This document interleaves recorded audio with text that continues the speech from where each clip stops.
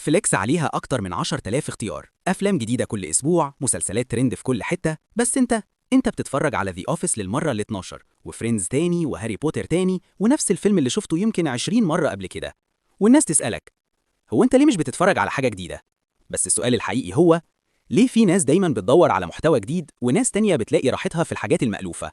هل ده كسل، نوستالجيا، ولا الموضوع أعمق من كده نفسيا؟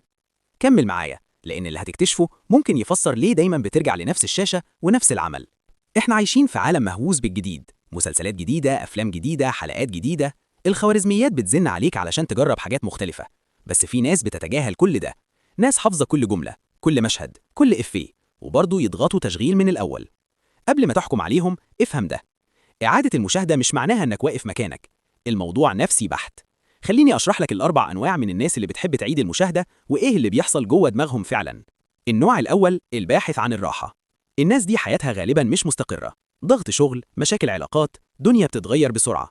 دماغهم محتاج حاجة ثابتة، حاجة آمنة. وهنا بيجي دور إعادة المشاهدة. علم النفس بيسمي ده انحياز التوقع. لما الحياة تبقى فوضوية، الدماغ يدور على حاجة يقدر يتحكم فيها.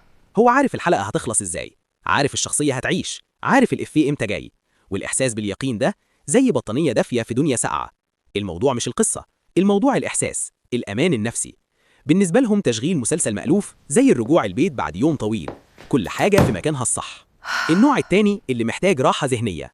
الناس دي دماغها منهكة، شغلهم محتاج تفكير مستمر، قرارات، حلول مشاكل. في آخر اليوم مخهم بيبقى فاضي.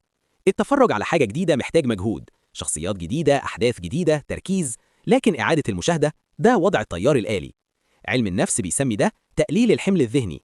الدماغ زي البطارية، وإعادة المشاهدة طريقة تشحنها من غير ما تستهلك طاقة جديدة. هم مش محتاجين إثارة، هم محتاجين راحة. والمحتوى المهلوف هو الحاجة الوحيدة اللي مش بتطلب منهم أي حاجة. راحة في الخلفية، ضوضاء بيضة للدماغ، تسلية من غير إنها تستنزفهم. النوع الثالث، المربوط بالذكريات.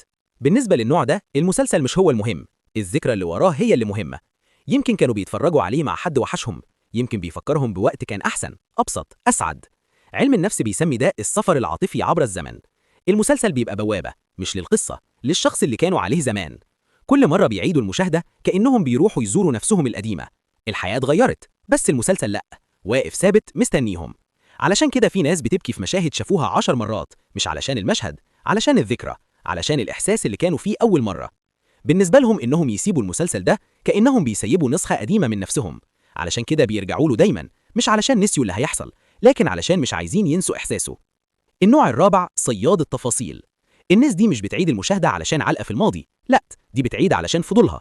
هم مؤمنين إن أي عمل فني ليه طبقات، تفاصيل مستخبية، إفيهات في الخلفية، تلميحات مسبقة، اختيارات تمثيل بسيطة محدش لاحظها.